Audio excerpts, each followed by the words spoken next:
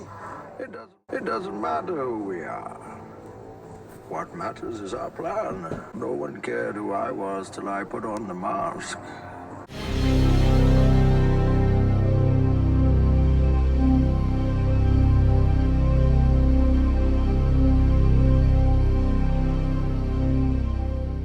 Okay, so when it comes to scaling this helmet, as you see, this did come with some pre-cuts already.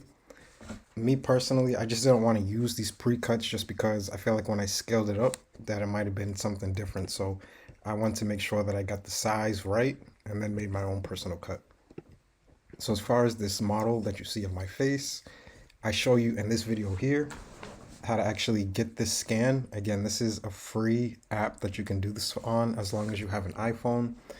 And on that video, I also give you two other methods that you can use to make a helmet fit. But let's go ahead over. With this, obviously, it makes it a lot easier. Basically, what I'll do is I'll scale up with uniform scaling and just make sure everything fits on my face. For this one, and along with some other helmets, if you've ever 3D printed a Power Ranger helmet, you'll notice that you have to cut more so the back off because the opening of the helmet, like where you would put your head, it just wouldn't work like that. Same thing with this one. If you look here at the bottom, there's an extra little piece that will get on my jaw, and the shape of the bottom or the helmet opening is a little bit weird. It's more of like an oval shape. It's more so shaped like your face. So that was like one of the challenges that I had there. So I can make this helmet fit, which is what I did, but it's just a little bit big and a little bit baggy. So I actually went with a 240 on the X. And now from here, as you can see, this is what will actually clear my face. So it'll clear with my ears going by. It'll get over my head. Like I said, I'm just going to put a little bit of foam on the back just to make sure that it's not this big or this dry. It kind of is this big of a gap, but I'm going to use some foam back here to make sure. Just to show you any smaller.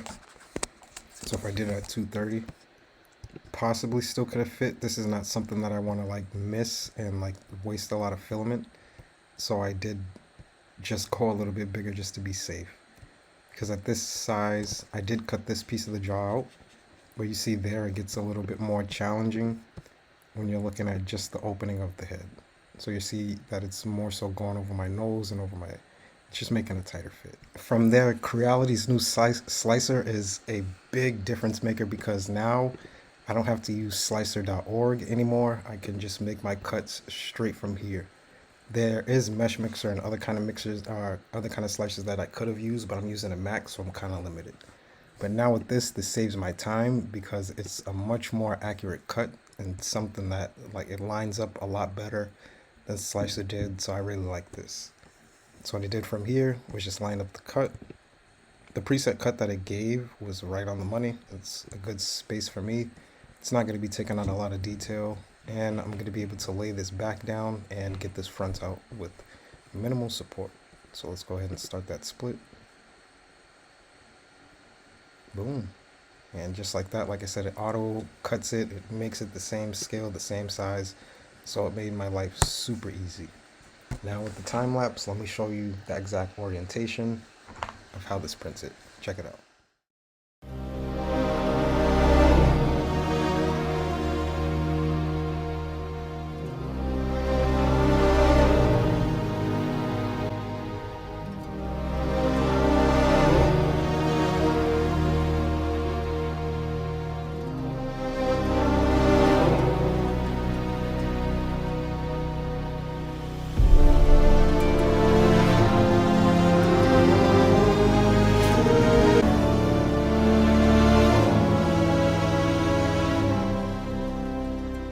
Okay, so we're good. We got the file scaled, we got it printed, we used supports, everything came out perfect. Now from this part, what we're gonna do is start to put in our own work. So the printer made the file, but now we have to create the file to actually look like what it's supposed to be. So these are tools that are gonna be useful no matter what you're making. If it's not helmets, if it's miniatures, if it's clothing, if it's no matter what it is, these are all tools that are gonna be applicable no matter what you're trying to create. So first things first, for me, whether it's PLA, PLA Plus, or Creality's new Hyper Series filament, I found that 80 grit sandpaper is a good go-to to knock everything down to a smooth, consistent finish. As you see, I have a little bit of over extrusion there at the top and some here at the back of this helmet here.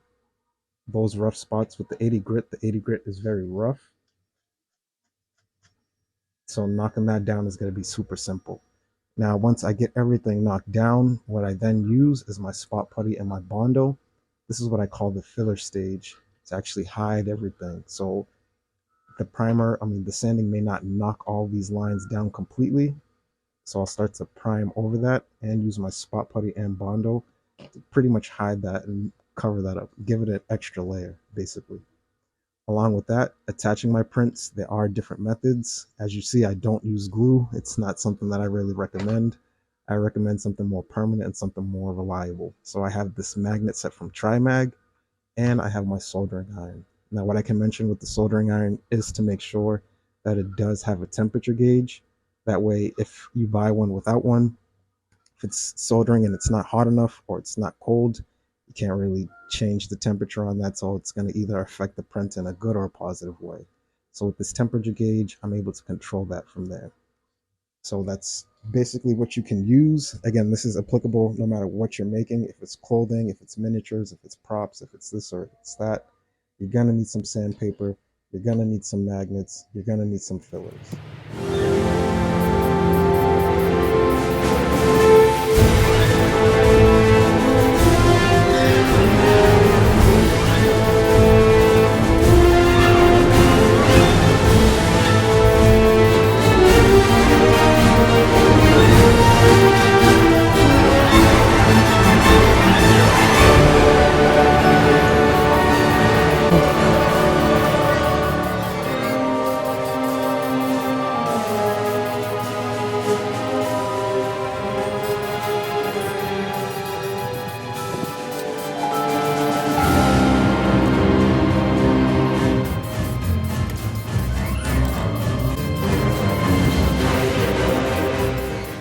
There are several different ways that you can actually go about attaching a 3D print. Now, in this case, one method that I can use is I do have hand drill. I can drill into these spots here and then go ahead and add magnets and then click. This will then attach just like that. Step two, I could still leave those drill holes in there and use wooden dowels and basically glue those dowels in on one end.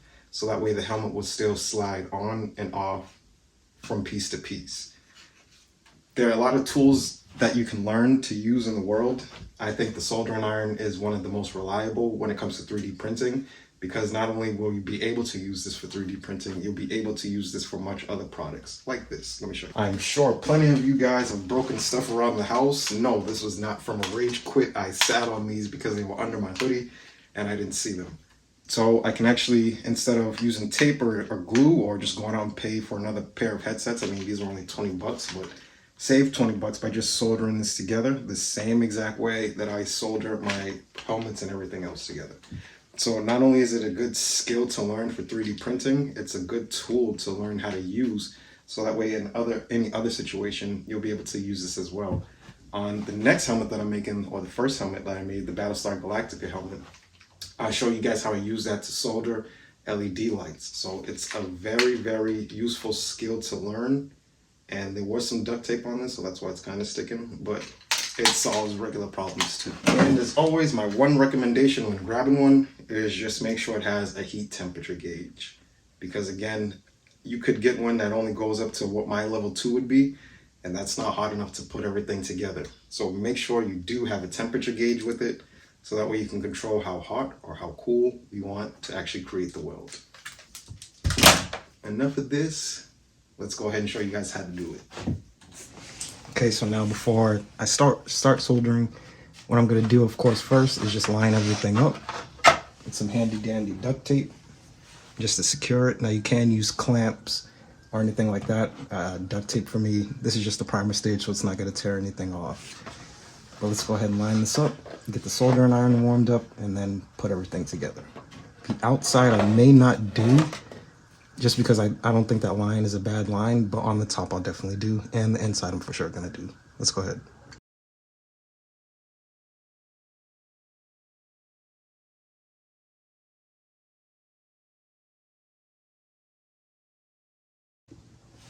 Pretty easy. And the reason I'll leave it like that with that little gap here is just because I still want the flexibility to be able to move the side that I'm actually working on to make sure that that's perfect.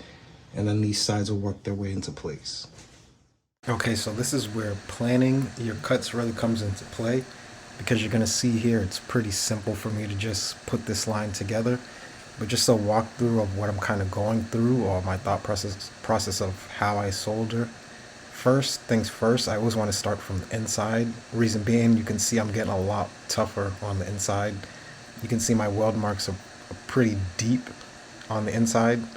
That's because nobody's going to see that really. It's not a big issue, but I can get the best connection on that side first.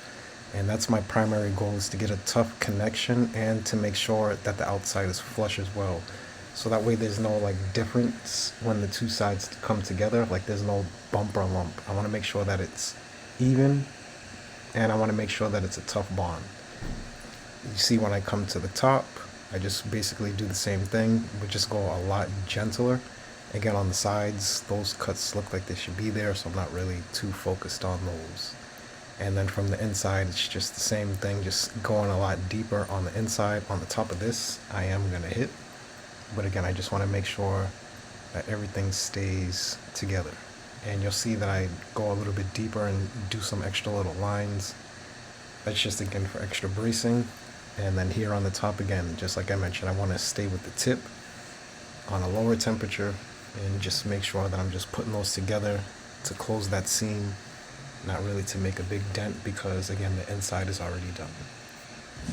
And just like that, we have a solid piece. We don't have to wait for any dry time, any glue, nothing like that. Now let's just go ahead and fill in those little gaps with some spot putty, add the final primer, and then add the paint.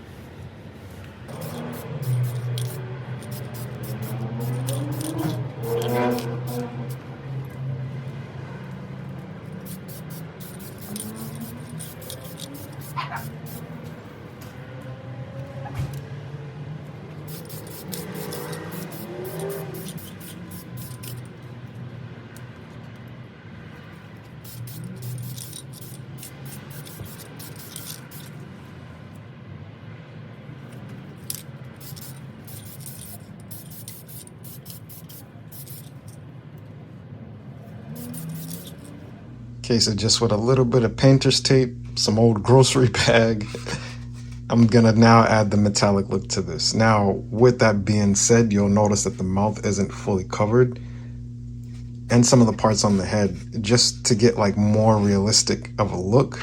I'm not looking to mask those off and keep that undercoat blue, because in the movie, some of the silver does come to the back of the mouth. I just don't want it to be too overwhelming to the point that it takes your eyes off the metal bars here. So it's all set, it's all covered. Let's just add the metallic, and then from there I'm gonna have to paint in some of these smaller stubs like this, add the foam, and she'll be a beauty.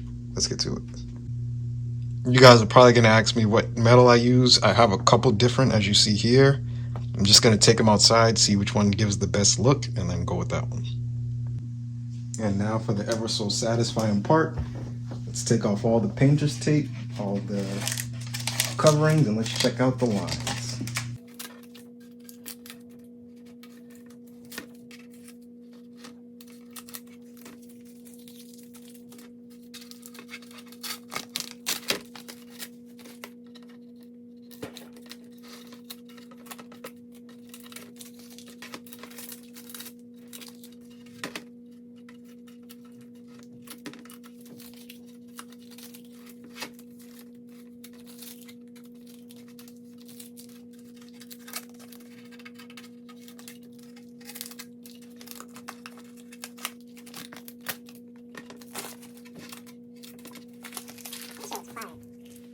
So I got this here packing foam from Walmart.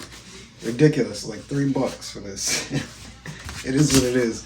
But this is my first time using it. So basically what I'm gonna do is just take a roll of this out, kind of like layer it on top of itself and make it a little bit thicker. And then put it in the actual helmet just to see how much actual cushion I need. And this actually does a good thing because part of my face is gonna be touching it. And of course I spray painted and stuff like that. So this actually gives me an extra layer from that as well. So let's go ahead, slice and dice, and finish this up. Let's get to it.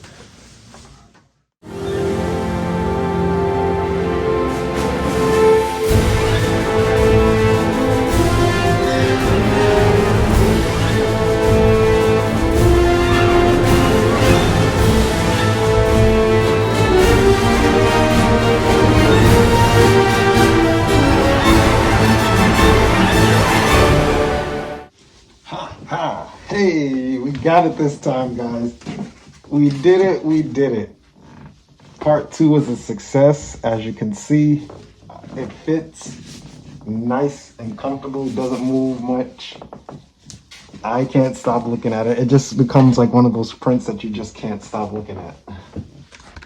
All right, so it might be a little hard to hear me in that, but I don't want to take this thing off. I love this helmet. A lot of people love the movie, mainly because of this mask.